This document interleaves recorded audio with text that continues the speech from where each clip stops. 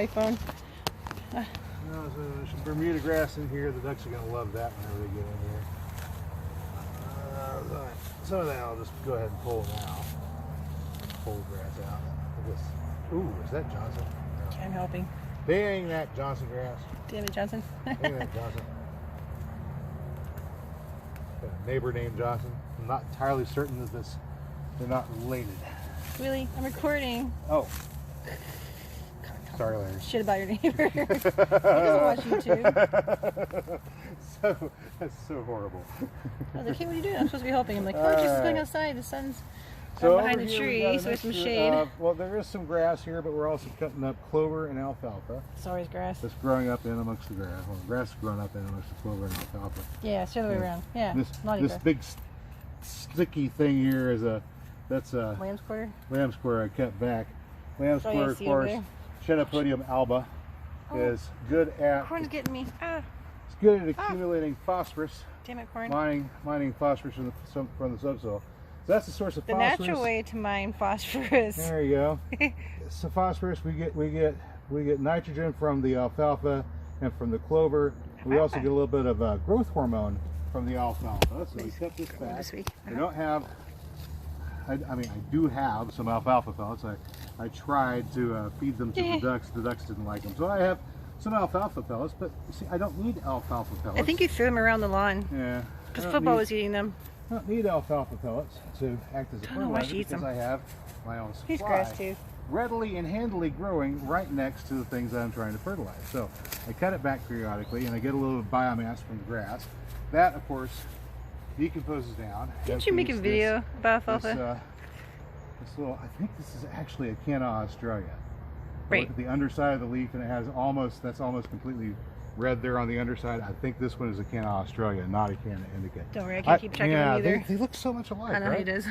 All right. Okay. Yeah, I'll take your word for it. I'll know for sure whenever I dig them up and have a look at the roots. If it's got dinky little roots, then it was not a Canna Indica. Okay, so go with the bulb feelers, not the flowers. Yeah. Now I've heard some people from Australia claim that Canna Indica produces poor rhizomes, and I'm wondering if that's because they look at that shade of red and think that that's a local canna that's grown for its decorative properties, not for its rhizomes. That's I mean that's the reason why we're doing this experiment. But as you can see, it does look an awful lot like the Canna Indica purpurea. But I'm thinking with those colors, put him some pants. With those colors, that's actually going to be the Canna Australia. All right, so lamb's quarter is right here, along with alfalfa and clover and a couple other things. And all I have to do is give it a cut and mulch right around. What about those radishes? Canna, huh? I'm gonna mulch over here. He weeded the pathway. There's like a bunch of mulch in there, but it seems to be remulched. Grass for the biomass. Just because. And then lots and lots of nitrogen, which also breaks that down quickly. Pookie. As long as you've got water going into this, it composts down in place and feeds the plants. So that has mulch and fertilizer all at once, and it's growing right here. And of course, roots in the ground means sugar's going to the microbiome in the soil, feeding the soil. Those mushrooms we keep getting? You have to feed the soil in order to deliver your nutrients to your plants. It's an on-time delivery system, just like whenever Mary, who's operating the camera there, is making a delivery with her truck.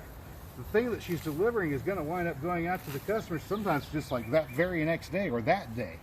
On-time delivery, it got there just in time. Thanks, Japan. Well, the microbiome in the soil, the bacteria and the fungi in the soil are involved in the process of delivering nutrients to the plants.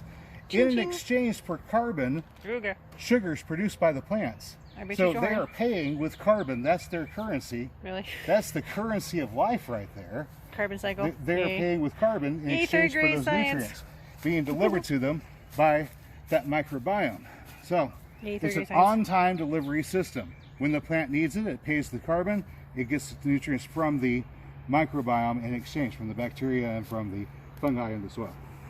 It gets a little more luxury when I turn it on the phone for some reason, the camera. Usually it's not so luxury. Well, I'm usually not so luxury because you've already heard it. Yeah.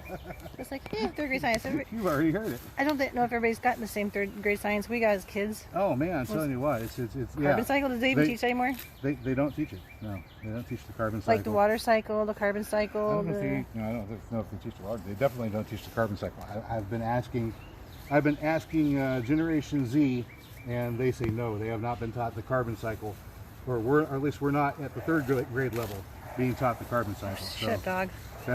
That is miseducation Going on. Well, it's not lack of education, it's miseducation. It's almost not criminally miseducating. Not teaching the carbon cycle? Not teaching the carbon cycle. It's criminal. I mean, if you're going to be trying to get people to make decisions, political decisions about how they live their lives, where and how they live their lives, based upon something they know nothing about. We're trying to see what you're doing. That's over. Fundamentally irresponsible. Whoever is not isn't it educational providing neglect, child neglect? the basic education about how like natural law. There's a whole bunch of stuff really they don't work. teach. Yeah, it's just Nice flowers. for the pollen. Okay, so hey, right there we've got a daikon that has gone ahead and turned to mush, and the root is now decaying in the ground, so it is doing its job. Oh yeah. Can you get in there and see it? Kinda. Get out of the way. You can get in there. So that is the stalk of the daikon radish there. Ew. And yeah, the root is down in there pretty deep, I would imagine, and it is doing its job tilling the soil. I'm gonna go ahead and do a little thinning. Oh, we're gonna So eat that guy. there's a little daikon radish that we can eat right there. I thought you were supposed to let them go to seed. Well, this one was going to seed, but it fell over, and like I said, I want the ones that go to seed late, not the ones that go to seed early. Oh yeah, you're telling me eat that one, but not that one. Okay. We're going to eat this one, and some of these ones that haven't bolted yet, I'm going to let them continue to grow. That's a big one right back there. I can that smell I'm looking that. at. Let's see this really big one right there. It hasn't bolted yet. I think I want the seeds from that one right back there. Okay. Oh, sorry.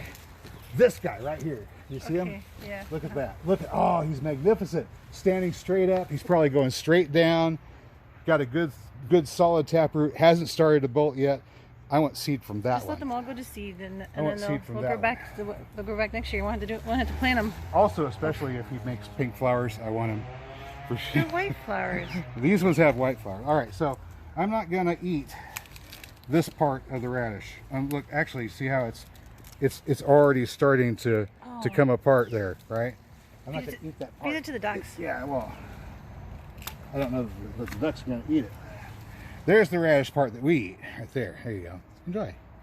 With a beer.